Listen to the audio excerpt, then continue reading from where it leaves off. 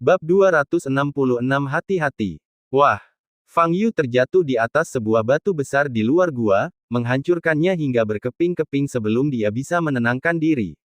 Kekuatan yang terkandung dalam pukulan ini sangatlah dahsyat. Kalau orang biasa, dadanya pasti langsung berlubang saat itu juga. Ada sedikit keterkejutan di mata Fang Yu.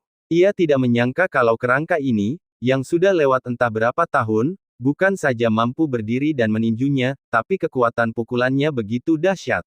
Akan tetapi, berdasarkan pukulan ini, Fang Yu dapat menyimpulkan bahwa kerangka ini bukanlah apa yang disebut sisa-sisa makhluk abadi.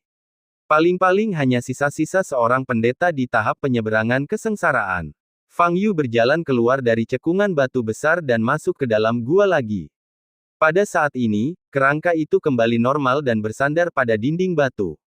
Baru pada saat Fang Yu perlahan mendekat, aura mengerikan kembali keluar dari kerangka itu, dan semburan cahaya perak muncul di tulang-tulang putih itu. Sepertinya fungsinya adalah untuk melindungi benda-benda di dinding batu. Ini menunjukkan bahwa memang ada hal-hal baik di dinding batu itu. Fang Yu segera berjalan ke depan kerangka itu dan sekali lagi mengulurkan tangan kanannya, meraih dinding batu itu. Retakan. Sama seperti sebelumnya, kerangka itu berdiri dengan cepat, mengepalkan tulang tangannya, dan menghantam dada Fang Yu. Kali ini, Fang Yu diperingatkan terlebih dahulu dan mengangkat tangan kirinya untuk memblokir pukulan itu. Ledakan. Suara teredam. Anda tidak bisa menghentikan saya. Fang Yu berkata, dan pada saat yang sama, dia mengulurkan tangan untuk meraih dinding batu dengan tangan kanannya lagi. Kerangka itu bereaksi sangat cepat, segera mengangkat tulang tangan kirinya dan dengan kuat menjepit lengan kanan Fang Yu. Tatapan mata Fang Yu menjadi sedikit tajam dan dia meningkatkan kekuatannya. Tetapi pihak lain masih memegang tangan kanan Fang Yu dengan erat. Fang Yu tampak terkejut. Dia telah menggunakan hampir 50% kekuatannya. Tetapi kerangka ini masih dapat bertahan. Ini telah melampaui kultivator manapun yang pernah ditemui Fang Yu dalam 2000 tahun terakhir. Menarik. Sedikit kegembiraan muncul di wajah Fang Yu, dan kekuatan di tangan kanannya meningkat 10%. Kali ini, si kerangka akhirnya tidak dapat menahan lagi dan langsung melepaskan tangannya. Tangan kanan Fang Yu langsung menghantam dinding batu. Pada saat ini, seluruh dinding batu tiba-tiba berubah menjadi cermin. Fang Yu dapat melihat dirinya di cermin dan tinjunya hendak menyentuh cermin. Detik berikutnya, tinju itu mengenai cermin. Pukulan ini bertabrakan dengan tinju di cermin. Kalau gua yang kelihatannya biasa saja ini punya begitu banyak alat pelindung. Di dalam lembah abadi yang jatuh masih dilanggar. Sialan, siapa sih sebenarnya orang itu? Guru Zeng dipenuhi amarah dan menggertakkan giginya. Tak Uskup Yuan. Kalau begitu, aku harus merepotkan Uskup Yuan. Guru Zeng berkata dengan ekspresinya berubah drastis. Dia adalah salah satu dari dua tetua yang dia utus untuk menangani orang-orang yang melanggar larangan. Guru, Penatua Chang bahkan tidak dapat berdiri dan terjatuh ke tanah. Guru Zeng segera melangkah maju dan membantunya berdiri. Penatua Chang, apa yang sebenarnya terjadi? Siapa pihak lainnya? Guru Zeng bertanya berulang kali dengan ekspresi muram. Tetua Chang dan sesepuh lainnya, Xiao, adalah orang-orang di Sekte Tianxing yang kekuatannya hanya kalah darinya. Tetapi sekarang, Tetua Chang terluka parah, dan Tetua Xiao bahkan belum kembali. Apa yang sebenarnya terjadi? Wah! Itu dia seorang pemuda, namanya Fang Yu, kekuatannya sangat kuat, jadi kau harus berhati-hati, kata Tetua Chang dengan susah payah. Di mana dia sekarang? Guru Zeng bertanya dengan mata terbelalak. Petik 2.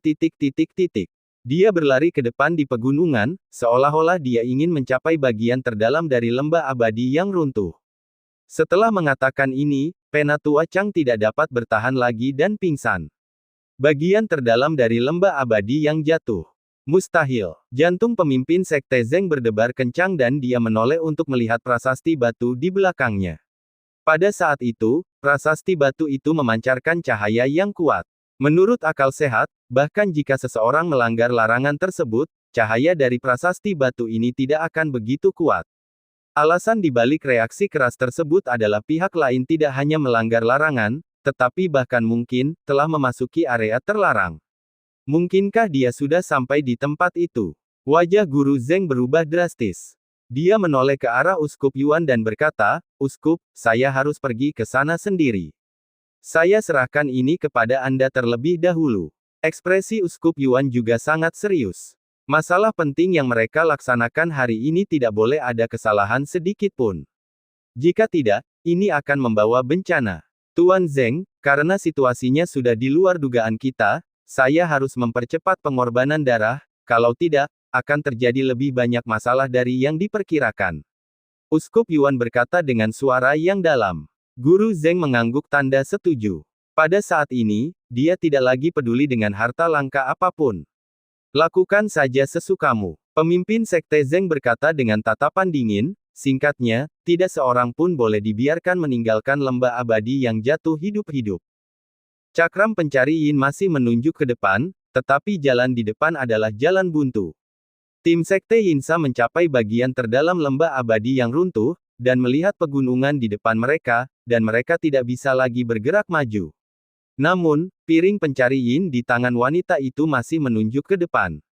Reaksi terhadap cakram pencari Yin cukup kuat. Yang ditunjuknya berada persis di balik pegunungan. Namun, ada bebatuan yang sangat curam di hadapan kita. Bagaimana kita bisa memanjatnya? Wanita itu berbalik, menatap salah satu anak buahnya di belakangnya, dan memerintahkan, "Kamu, cobalah untuk memanjat gunung." "Ya, pelindung agung." Bawahan itu menjawab dan berlari ke arah batu di depan. Tingkat kultivasi bawahan ini berada pada tingkat setengah langkah Grandmaster. Kalau saja batu di depannya tidak memiliki hambatan, ia seharusnya dapat memanjatnya dengan mudah. Namun yang terjadi justru sebaliknya. Bawahannya baru saja melompat 2 anak tangga di atas batu. Ketika ia melompat lagi, ia seperti tertekan oleh suatu kekuatan dan tubuhnya langsung jatuh ke bawah.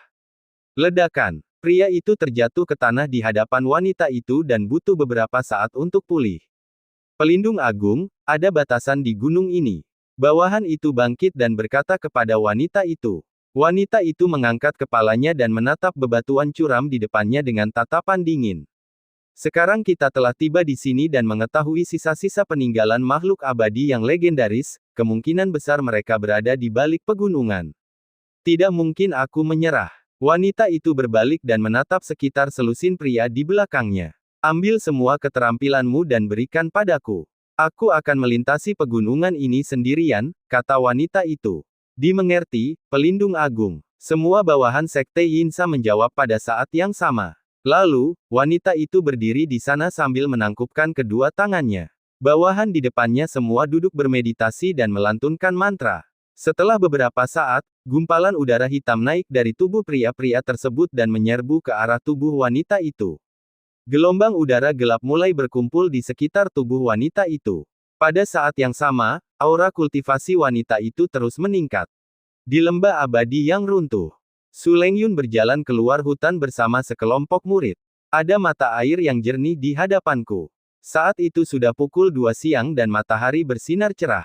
Suasana masih sepi di mana-mana. Mari kita beristirahat di sini sebentar, kata Su Lengyun. Guru, kapan kita bisa meninggalkan tempat ini?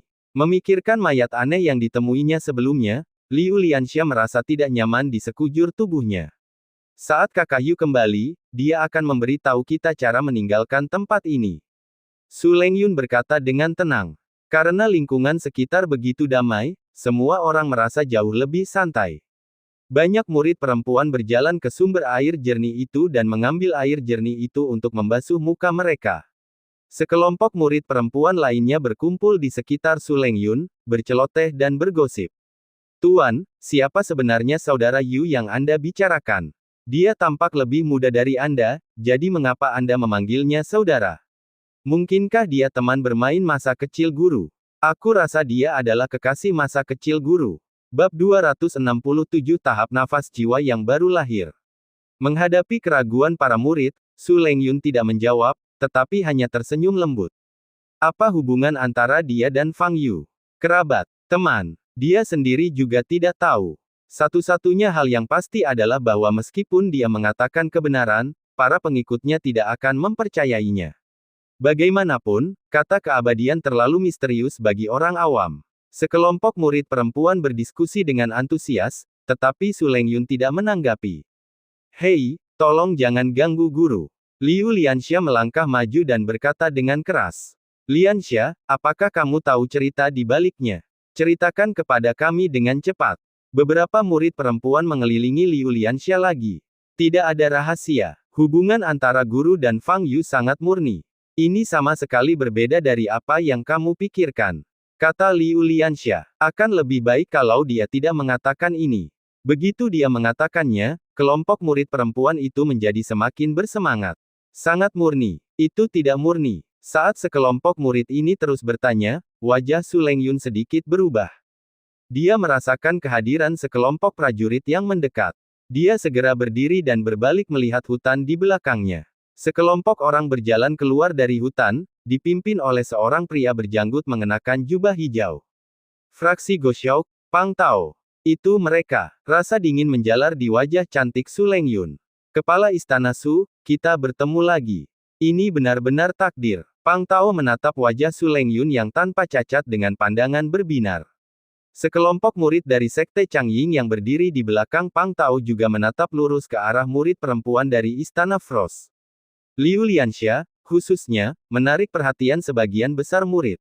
Setelah melihat sekilas kecantikannya di pintu masuk lembah abadi yang jatuh, kelompok murid ini tidak akan pernah melupakan wajah Liu Lianxia. Begitu indahnya sehingga setelah memasuki lembah abadi yang jatuh, yang dapat mereka pikirkan hanyalah sosok cantik ini. Sekarang, mereka benar-benar bertemu. Menurut apa yang dikatakan Pang Tao sebelumnya, dapatkah mereka? Pang Tao, apa yang ingin kamu lakukan? Su Lengyun mengerutkan kening dan bertanya dengan suara dingin. Dia bisa dengan jelas merasakan kebencian di mata Pang Tao. Kepala Istana Su, tidak perlu bersikap dingin seperti itu. Dendam antara kedua sekte kita adalah masalah generasi sebelumnya. Kita harus memperlakukan satu sama lain dengan ramah sekarang. Pang Tao berkata sambil tersenyum. Melihat senyum di wajah Pang Tao, mata Su Lengyun penuh dengan rasa jijik. Tidak akan ada persimpangan antara Istana Frost kami dan Sekte Changying milikmu. Su Lengyun berkata dengan dingin. Senyum di wajah Pang Tao langsung menghilang, matanya berkilat ganas, dan dia berkata dengan suara yang dalam, maksudmu, kita hanya bisa menjadi musuh. Sebelum Su Lengyun sempat berbicara, Pang Tao mencibir dan berkata, kalau begitu, mari kita selesaikan dendam generasi sebelumnya selagi tidak ada orang lain yang ikut campur. Su Lengyun memandang Pang Tao dengan dingin. Dia tahu bahwa ini adalah ide awal Pang Tao. Pang Tao, aku memasuki lembah abadi jatuh hanya untuk memimpin murid-muridku dalam pelatihan, dan aku tidak ingin punya konflik denganmu. Su Lengyun berkata dengan tatapan dingin di matanya, tetapi jika kamu bersikeras melakukannya, aku tidak akan mundur. Pang Tao mengangkat senyum menggoda di wajahnya dan berkata, kalau begitu aku akan mempelajari rahasia istana esmu. Setelah berkata demikian, Pang Tao berbalik dan berkata kepada murid-murid Sekte Goshok, ingat, lawan kita adalah musuh bebuyutan Sekte Goshok kita, jadi tidak perlu menunjukkan belas kasihan. Ya, guru. Para murid laki-laki menatap para murid perempuan Istana Frost dengan mata berbinar. Pihak lainnya semuanya wanita, yang memberi mereka keuntungan psikologis. Hati Su Lengyun hancur. Awalnya dia mengira Pang Tao hanya ingin bertarung dengannya. Namun di luar dugaan, Pang Tao justru ingin melancarkan perang habis-habisan antar kedua sekte tersebut. Semua pengikut Sekte Goshok memiliki tingkat kultivasi di atas tingkat ke-10 alam bawaan. Sementara itu, di Istana Frost, sebagian besar tingkat kultivasi para murid masih pada tingkat ke-7 atau ke-8 alam bawaan. Murid-murid ini hampir tidak menerima pelatihan tempur sesungguhnya sejak bergabung dengan Frost Palace. Alasan mengapa Su Lengyun membawa mereka ke lembah abadi yang jatuh adalah untuk meningkatkan pengalaman tempur praktis mereka. Namun aku tak menyangka bahwa sebelum aku sempat menambah pengalaman, aku malah dihabisi oleh fraksi Goshok. Tetapi melihat senyum jenaka di wajah Pang Tao, Su Lengyun tahu bahwa dia telah merencanakan ini sejak lama. Pertarungan ini tidak dapat dihindari. Su Lengyun menoleh ke arah para murid dan berkata dengan suara yang dalam, ingat semua keterampilan praktis yang saya ajarkan kepada kalian sebelumnya, dan pastikan untuk menanggapi dengan tenang. Para murid memandang Su Lengyun dengan ekspresi serius dan tahu bahwa situasi saat ini tidak optimis. Saya mengerti, guru. Semua murid menjawab serempak, dengan tatapan mata yang tajam. Alasan mereka bergabung dengan Frost Palace adalah karena mereka mengagumi seni bela diri. Akan tetapi, hanya ada sedikit pendekar wanita di dunia seni bela diri dan mereka sering mengalami diskriminasi. Sekarang saatnya bagi mereka untuk membuktikan kekuatan mereka. Liansha, di antara sekian banyak orang, hanya kamu yang memiliki pengalaman praktis tertentu. Kamu harus menjaga kakak perempuanmu yang senior dan junior dengan baik. Su Lengyun menggunakan ki sejatinya untuk menyampaikan pesan kepada Liu Liansha. Liu Liansha mengangguk. Pada saat ini, Pang Tao bergegas mendekat dengan senyum liar di wajahnya.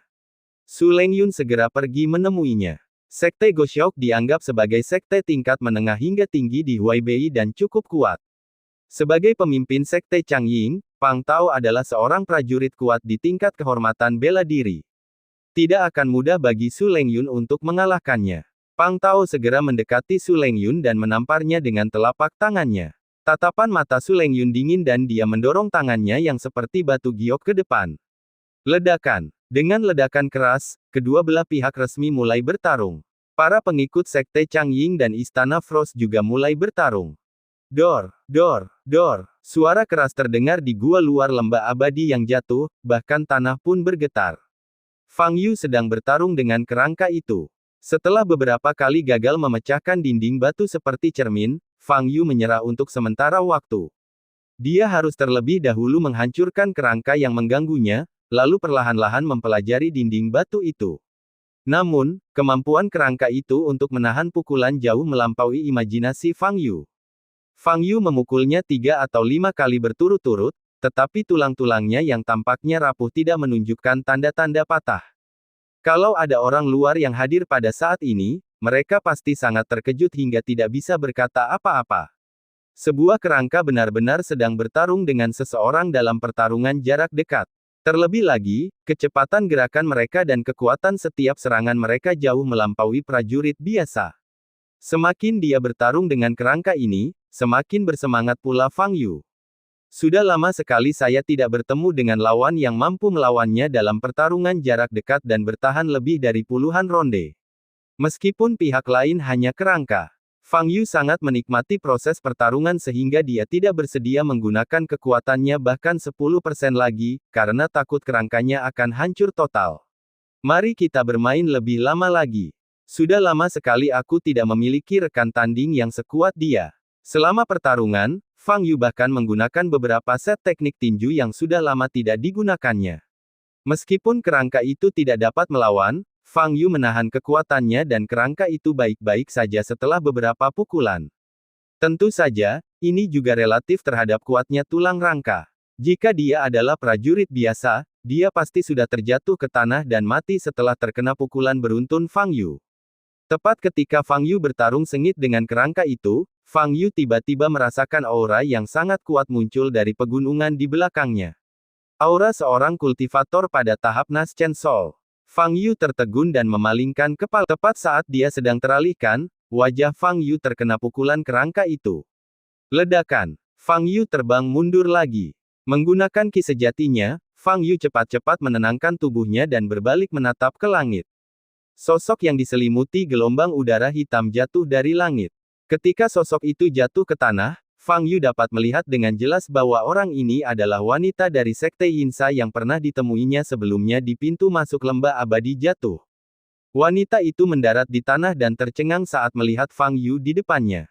Dia memiliki kesan tentang penampilan Fang Yu dan juga bertanya-tanya mengapa Fang Yu muncul di tempat ini. Tetapi pada saat ini, dia tidak punya waktu untuk memperhatikan Fang Yu. Makhluk jahat itu ada di dalam gua di depan.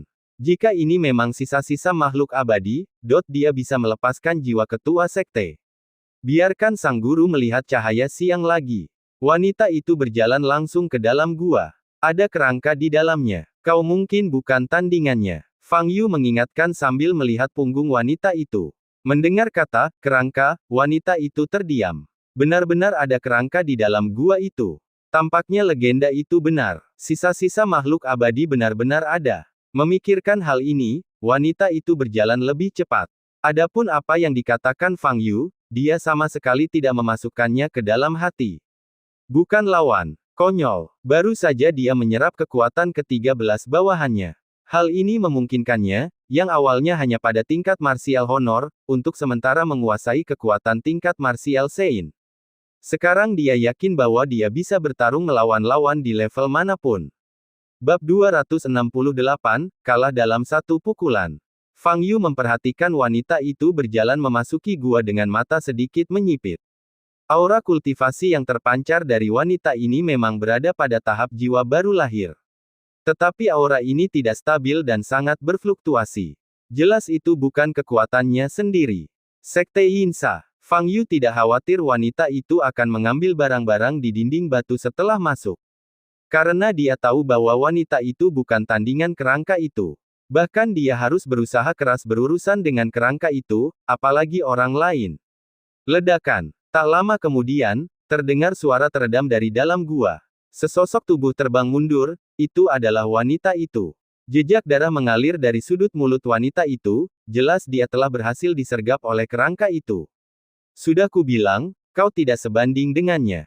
Fang Yu berkata sambil tersenyum. Melihat senyum di wajah Fang Yu, ekspresi wanita itu dingin di balik kerudungnya. Beraninya pemuda ini mengejeknya. Sebagai pelindung agung Sekte Yinsa, siapa yang tidak akan sangat takut dan hormat saat melihatnya? Jika tidak ada hal yang lebih penting untuk dilakukan, wanita itu pasti akan memberi Fang Yu pelajaran tanpa ragu. Tapi sekarang, kita masih harus mendapatkan tulangnya dulu. Wanita itu masuk ke dalam gua lagi. Melihat kerangka yang bersandar di dinding batu, mata wanita itu berbinar.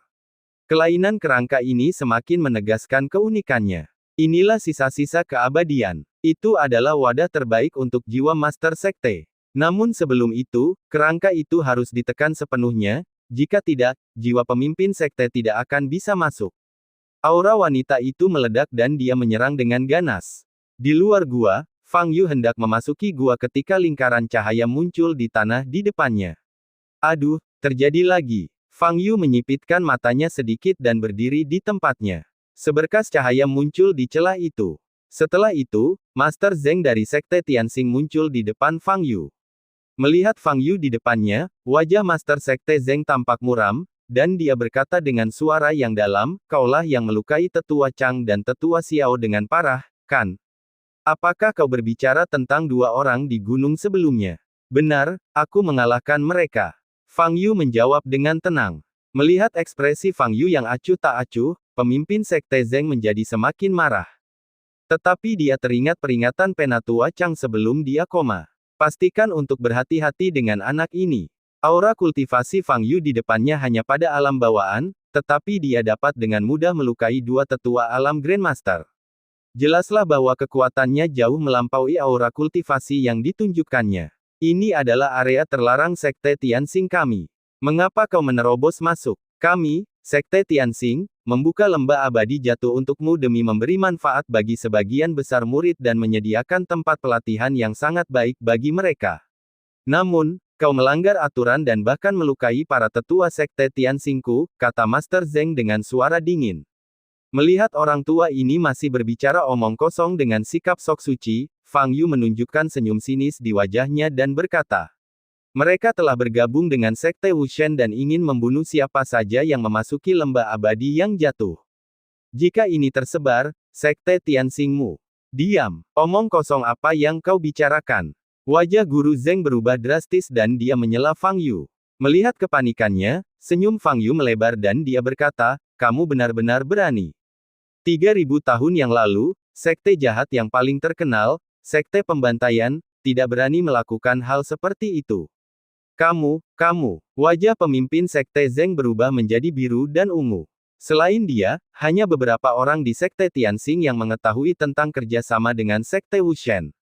Masalah ini jangan disebarluaskan keluar, kalau tidak akan jadi bencana besar. Belum lagi pengejaran tanggung jawab oleh Asosiasi Seni Bela Diri, serangan dari sekte lain saja sudah cukup untuk mendorong Sekte Tianxing mereka ke jurang. Wah, tidak mungkin kau bisa pergi dari sini hari ini." Tuan Zeng berkata dengan suara dingin dan wajah muram. Fang Yu tersenyum menghina dan hendak berbicara. Ledakan. Pada saat itu, terdengarlah suara keras dari dalam gua. Ekspresi pemimpin Sekte Zeng berubah dan dia berbalik untuk melihat ke dalam gua. Siapa di sana? Gua ini adalah tempat warisan Sekte Tianxing mereka. Tidak seorang pun dapat memasukinya selama bertahun-tahun. Suatu sosok terbang keluar dari sana, itu adalah wanita itu. Sekte Yinsa. Guru Zeng jelas-jelas mengenali wanita ini dan ekspresinya sangat jelek. Dia tidak pernah menyangka bahwa orang-orang dari Sekte Yinsa juga akan datang ke tempat ini. Wanita itu tidak punya waktu untuk memedulikan Guru Zeng saat ini. Tujuannya cuma satu, yaitu kerangka. Tapi kekuatan kerangka itu terlalu kuat. Sekalipun dia telah menyerap keterampilan dari begitu banyak bawahannya dan memiliki kekuatan seorang martial saint, dia tetap bukan tandingan si skeleton. Brengsek. Tentu saja wanita itu tidak mau menyerah dan bergegas masuk ke dalam gua lagi. Hentikan. Pemimpin Sekte Zeng tampak muram dan berteriak. Jangan khawatir. Kerangka di dalam gua sudah cukup untuk melindungi benda-benda di dalam gua. Dia tidak bisa mengambilnya. Pada saat ini, Fang Yu berkata kepada Guru Zeng. Pemimpin Sekte Zeng menoleh ke arah Fang Yu, menyipitkan matanya dan berkata, apakah kamu juga pernah ke sana? Ya, dan aku juga bertarung dengan kerangka itu. Fang Yu mengangguk. Kamu, Tuan Zeng ingin bertanya lebih lanjut. Pada saat ini, Fang Yu melangkah maju dan menghilang dari tempatnya dalam sekejap. Saya tidak punya waktu untuk berdiri dan mengobrol dengan Anda. Fang Yu berkata dengan nada tenang, dan muncul di belakang Tuan Zeng. Sebagai seorang prajurit kuat di puncak seni bela diri, Guru Zeng bereaksi sangat cepat. Semburan energi sejati tiba-tiba meledak dari belakangnya, berniat meledakkan Fang Yu. Namun sayangnya, Fang Yu tidak ingin membuang waktu saat ini. Tulang di bawah kulit bersinar dengan cahaya keemasan. Ledakan. Energi sejati yang dikeluarkan Guru Zeng tidak menggoyahkan Fang Yu. Fang Yu mengulurkan tangan kanannya dan menepuk punggung Guru Zeng. Tusukan. Kekuatan telapak tangan ini begitu hebat, bahkan udara pun meratap. Sudah terlambat untuk menghindar sekarang. Wajah pemimpin Sekte Zeng berubah drastis. Dia menggigit bibirnya dan menggunakan darahnya untuk memanggil senjata sihir pelindung. Bas. Cahaya keemasan menyebar keluar dan membentuk perisai pelindung di belakang Guru Zeng. Telapak tangan Fang Yu mengenai perisai pelindung. Ledakan. Perisai itu runtuh seketika. Tuan Zeng memuntahkan seteguk darah, tubuhnya terpental ke depan, lalu jatuh terguling-guling di sebuah batu sejauh puluhan meter, tidak dapat bangkit lagi. Fang Yu menatap pemimpin Sekte Zeng yang terjatuh, dengan sedikit ekspresi terkejut dirasakan kengerian di dalam hatinya. Hanya satu telapak tangan. Dia dikal satu saja darimu, kan? Fang Yu berkata sambil tersenyum tipis. Pemimpin Sekte Zeng merasakan firasat menyingkirkan orang ini. Guru Zeng berpikir dalam hati. Fang Yu mengambil tas penyimpanan Guru Zeng dan memeripatnya dari Hua Manlou, kini dia memiliki total 3 pecahan cermin Xuan Luo di tangannya. Tidak buruk. Fang Yu memasukkan tas penyimpanan ke dalam sakunya. Ledakan. Pada saat itu, gua di belakangnya kembali mengeluarkan suara keras. Wanita itu terjatuh dengan keras ke tanah di luar gua, terengah-engah dengan banyak luka di sekujur tubuhnya. Pada titik ini, kepercayaannya telah hancur total. Kekuatan kerangka itu bahkan tidak setingkat miliknya. Tidak peduli bagaimana dia menyerang, dia tidak dapat menyebabkan kerusakan pada kerangka itu. Dan begitu kerangka itu mendekatinya, ia dapat menghajarnya sampai babak belur. Bagaimana aku bisa, pikir wanita itu dalam hati. Sudah hampir waktunya. Kita tidak bisa membiarkan Su Lengyun dan yang lainnya menunggu terlalu lama. Kita harus menyingkirkan kerangka ini. Tepat saat wanita itu tengah berpikir, Fang Yu berjalan mengitarinya dan memasuki gua. Pada saat ini, Fang Yu sudah bisa dengan jelas merasakan napas di dinding batu di belakang kerangka itu. Itu pasti terkait dengan intensitas energi spiritual yang tinggi. Bab 269 Penguasa Bintang Surgawi. Wanita itu menatap punggung Fang Yu, ekspresinya penuh penghinaan di balik kerudungnya. Sekalipun kekuatannya telah tumbuh ke tingkat seorang martial saint, dia tidak sebanding dengan kerangka itu. Fang Yu memasuki gua tidak ada bedanya dengan bunuh diri. Kekuatan yang dimiliki kerangka itu bukanlah sesuatu yang dapat ditahan oleh seorang prajurit bawaan. Pemimpin Sekte Zeng, yang terbaring di kejauhan, memanfaatkan Fang Yu yang berbalik untuk pergi dan segera mengaktifkan mantra teleportasi. Sebuah lingkaran cahaya muncul di bawahnya. 2 detik kemudian, sosok Guru Zeng menghilang dalam lingkaran cahaya. Gerbang Tianxing, di atas menara. Uskup Yuan mengerutkan kening saat dia melihat Guru Zeng yang terluka parah yang muncul di depannya. Guru Zeng memaksa dirinya untuk tetap sehat dan memberi tahu Uskup Yuan tentang Fang Yu. Kekuatan anak ini, mungkin telah melampaui level marsial honorer. Tidak masalah. Aku sudah mengaktifkan formasi pengorbanan darah. Dalam waktu setengah jam, semua orang di lembah abadi yang jatuh akan dikorbankan. Tidak ada yang akan dibiarkan hidup. Uskup Yuan berkata dengan suara yang dalam. Tapi Fang Yu, tidak ada di lembah abadi yang jatuh. Dia ada di pinggiran lembah, di tempat warisan sekte kita. Ada juga orang dari Sekte Yinsa di sana, kata Master Sekte Zeng, wajahnya sepucat kertas. Mendengar apa yang dikatakan Guru Zeng, wajah Uskup Yuan menjadi muram. Ternyata rencana mereka sangat hati-hati. Namun sekarang, kecelakaan sering terjadi. Setelah berpikir sejenak, mata Uskup Yuan bersinar dengan dingin, dan dia berkata dengan suara dingin, dalam hal ini, aku akan menggunakan metode lain untuk menyingkirkan kedua orang itu. Fang Yu masuk ke dalam gua lagi. Kerangka itu masih bersandar di dinding batu. Begitu seseorang masuk, kerangka itu memancarkan aura mengerikan dan cahaya perak mengalir di tulang-tulangnya. Fang Yu tersenyum dan berkata, aku tidak punya waktu untuk bermain denganmu. Aku harus mengambil barang-barang di dinding batu. Sambil berbicara, Fang Yu melangkah maju. Kerangka itu segera berdiri dan menyerbu ke arah Fang Yu. Pupil mata Fang Yu bersinar merah, dan tulang di bawah kulit lengan kanannya berkilauan dengan cahaya keemasan. Saat kerangka itu melesat di depan Fang Yu meraih salah satu lengan kerangka itu dengan tangan kanannya dan melemparkannya ke samping. Ledakan. Seluruh kerangka itu hancur berkeping-keping di dinding batu di sebelahnya, dan kerikil beterbangan kemana-mana.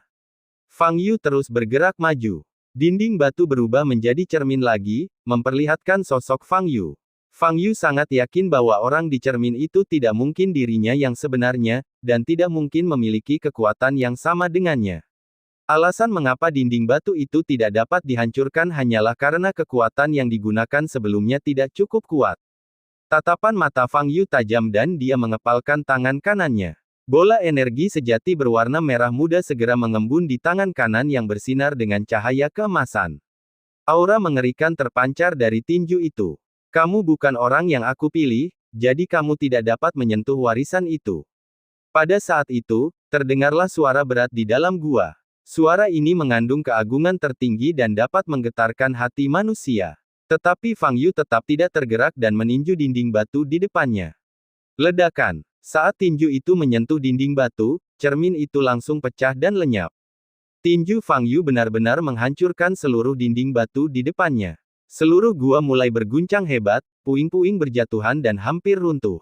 Dinding batu di depan Fang Yu telah berubah menjadi tumpukan puing. Di antara mereka ada kristal seukuran kepalan tangan yang bersinar dengan cahaya biru cemerlang. Ini adalah sumber aura intensitas tinggi. Mata Fang Yu berbinar dan dia mengulurkan tangan kanannya, mencoba meraih kristal itu. Ledakan. Pada saat ini, kerangka itu tiba-tiba keluar dari reruntuhan di sebelahnya dan meninju bahu Fang Yu. Pukulan itu sangat kuat, tetapi Fang Yu berhasil menahannya tanpa bergerak sama sekali. Dia berbalik dan menendang kerangka itu. Kerangka itu ditendang keluar lagi. Fang Yu mengulurkan tangannya lagi dan meraih kristal yang bersinar biru. Hanya dengan memegang kristal ini, Fang Yu dapat merasakan energi spiritual agung yang terkandung di dalamnya.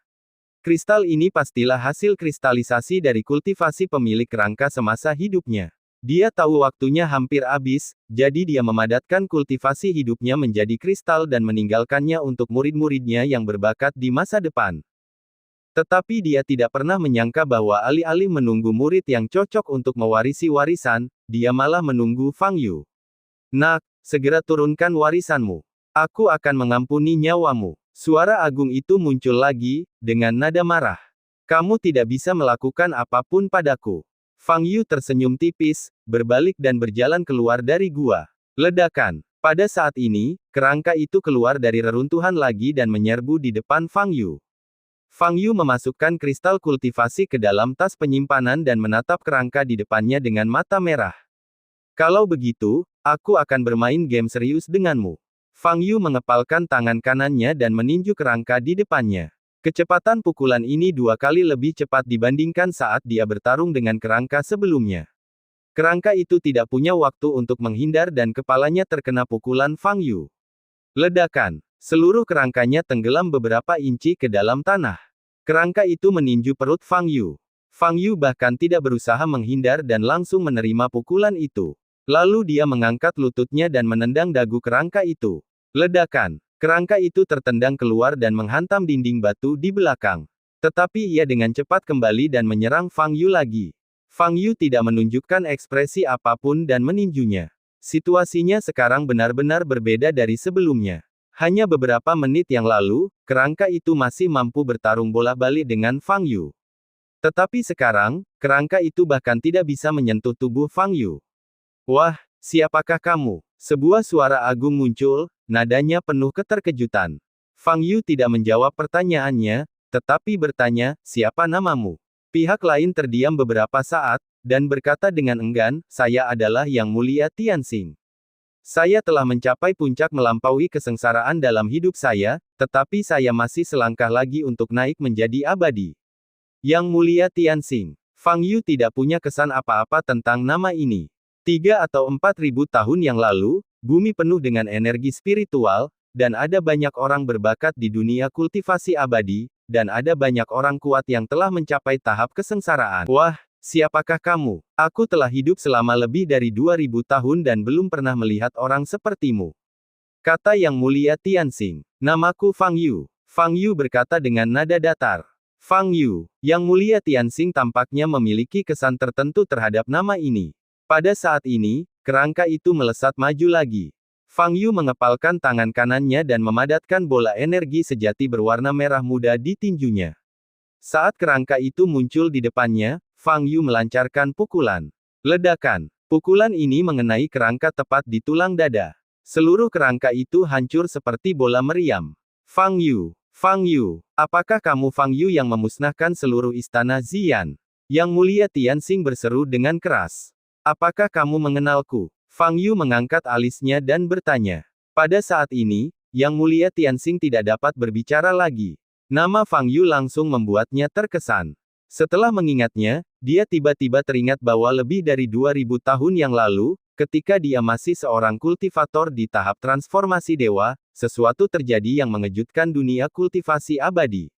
Fang Yu, pemimpin sekte Tiandao kelas 3, yang hanya berada di tahap pemurnian Qi, seorang diri menyerang istana Ziyan kelas 1. Dalam waktu 7 hari, dia membunuh semua orang di istana Ziyan dengan sangat kejam hingga sungai darah mengalir, tidak ada seorang pun yang hidup. Yang Mulia Tianxing tidak mengetahui rincian masalah ini. Dia baru ingat betapa terkejutnya dia saat mengetahui hal ini. Hanya dengan tingkat kultivasi tahap pemurnian Qi, dia seorang diri memusnahkan sekte kelas 1 yang sangat kuat. Keberanian dan kekuatan seperti itu, mungkin tidak ada orang lain seperti dia di seluruh dunia kultivasi abadi pada waktu itu. Tahap pemurnian Qi, Fang Yu. Kedua karakteristik ini sepenuhnya konsisten dengan pemuda di depannya. Tetapi Yang Mulia Tianxing masih tidak dapat mempercayainya. Lebih dari 2000 tahun telah berlalu, dan bahkan dia, yang dulunya hanya selangkah lagi menjadi makhluk abadi, kini tak lebih dari sekadar kerangka dan kemauan. Dan Fang Yu masih hidup. Bukan saja dia hidup, wajahnya bahkan seperti wajah seorang pemuda. Pada saat yang sama, kultivasinya masih dalam tahap pemurnian Qi. Bagaimana ini dilakukan? Fang Yu, sihir apa yang kalian gunakan untuk meminjam tubuh dan terlahir kembali? Tanya Yang Mulia Tianxing dengan ngeri. Saya tidak pernah mati, mengapa saya harus terlahir kembali? Fang Yu berkata sambil tersenyum. Ini tidak mungkin. Yang Mulia Tianxing berkata dengan kaget. Hanya orang abadi yang dapat mencapai keabadian. Bahkan dalam masa kesengsaraan, yang hanya satu langkah lagi dari menjadi abadi, rentang hidup memiliki akhir. Fang Yu hanya pada tahap pemurnian Qi, jadi bagaimana dia bisa hidup selamanya? Kau, apa-apaan kau ini? Yang Mulia Tianxing tidak bisa berkata apa-apa.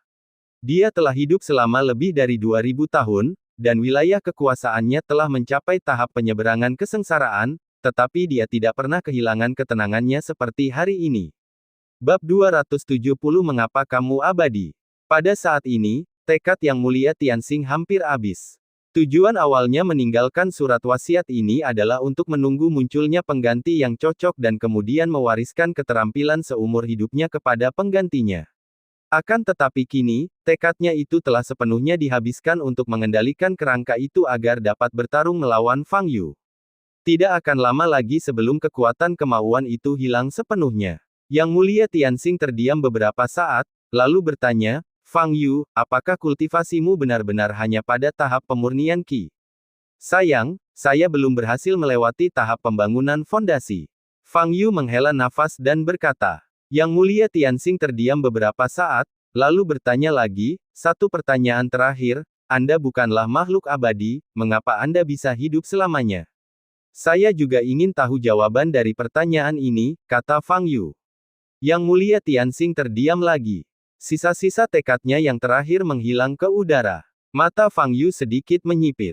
Ia tidak menyangka akan bertemu dengan seorang kultivator seangkatan di tempat ini, meski itu hanya sekadar wasiat. Di luar gua, wanita dari Sekte Yinsa itu berjuang untuk bangkit dari tanah. Menatap gua di depannya yang hendak runtuh, wanita itu tampak terkejut. Apa yang terjadi di dalam? Bahkan gua itu hampir runtuh.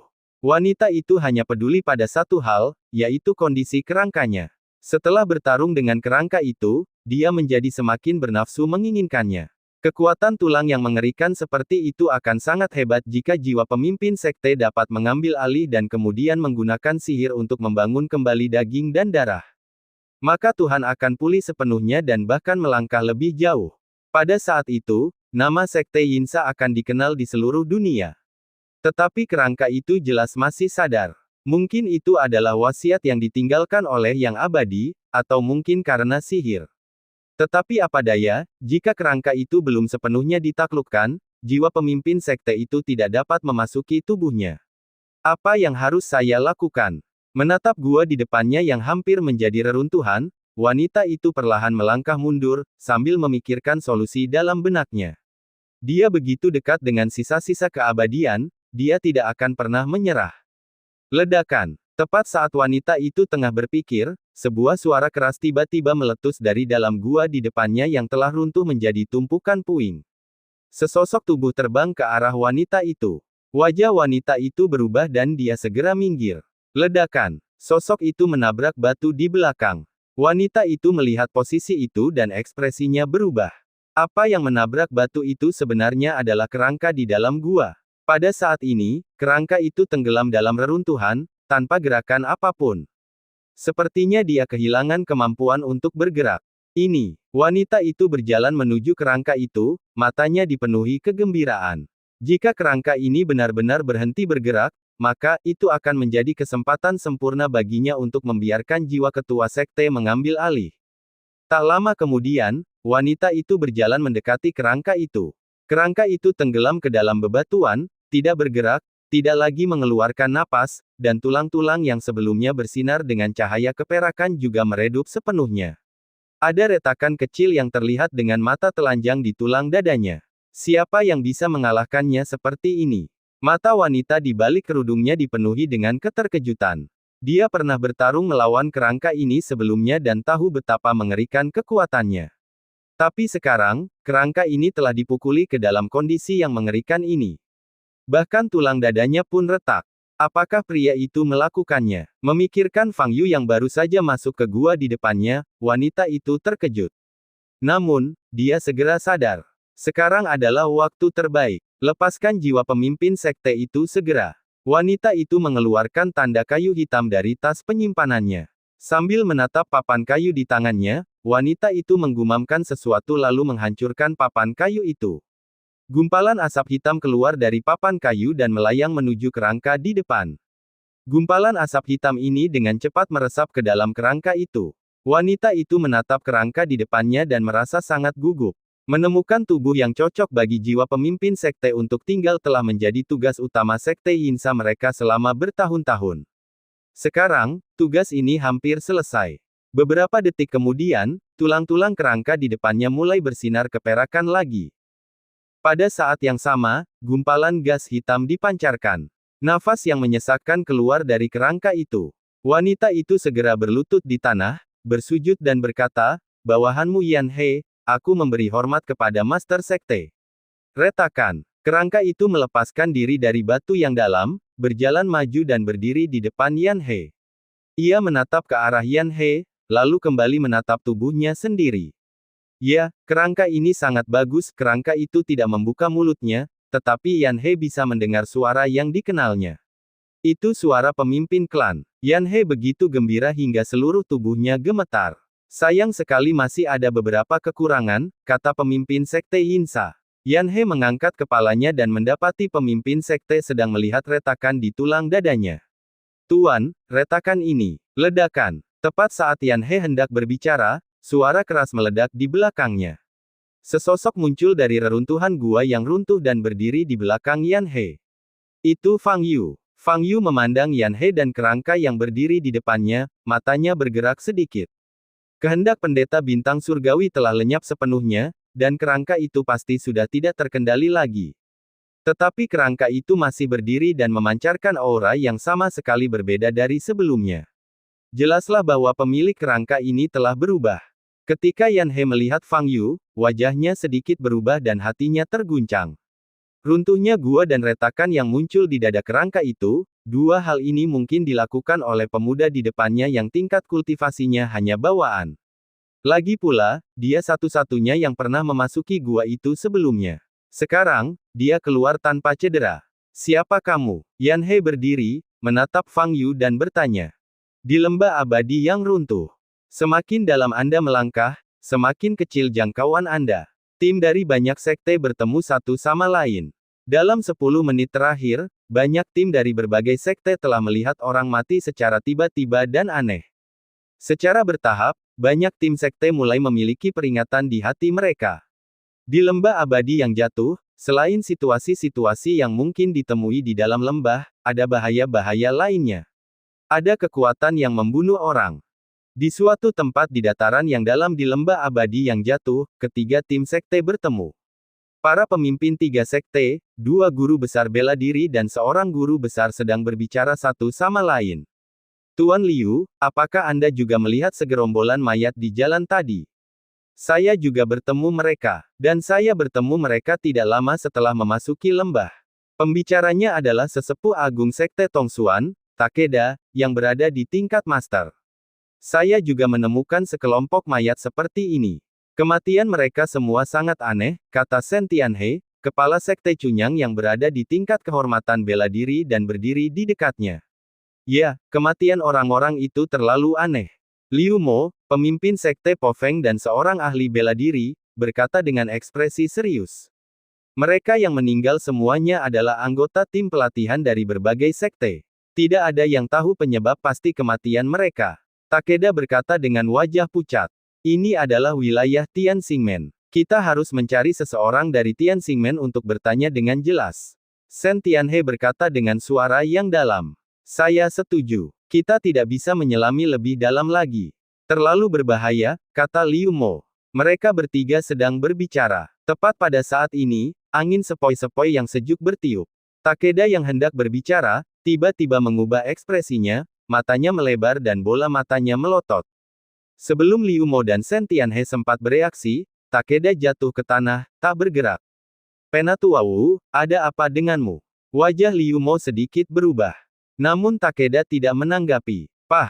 Pada saat ini, terdengar suara seseorang jatuh di belakang Takeda. Liu Mo dan Shen Tianhe melihat ke depan dan jantung mereka berdebar kencang.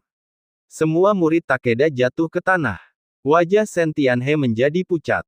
Dia berjongkok dan membalikkan tubuh Takeda yang tergeletak di tanah. Ekspresinya ngeri, kulitnya sepucat kertas. Penyebab kematiannya persis sama dengan mayat-mayat yang kita temui sebelumnya. Kali ini, Takeda dan murid-muridnya tiba-tiba mati di depan dua guru bela diri itu. Akan tetapi, kedua jago bela diri itu tidak mendapat peringatan sedikit pun. Tim Tongsuanmen musnah begitu saja. Ini, ada keterkejutan dan ketakutan di mata Shen Tianhe. Takeda yang baru saja berbicara kepada mereka, meninggal begitu saja. Yang paling menakutkan adalah mereka tidak tahu bagaimana Takeda meninggal. Pihak lain, mungkin ingin membunuh kita semua di lembah abadi yang jatuh dengan cara ini. Liu Mo berkata perlahan, nadanya ngeri. Apa yang harus kita lakukan sekarang? Shen Tianhe menatap Liu Mo dan bertanya. Liu Mo berpikir sejenak dan berkata, kita harus memberi tahu semua korban selamat tentang situasi ini. Kumpulkan semua orang dan temukan cara untuk mengatasinya.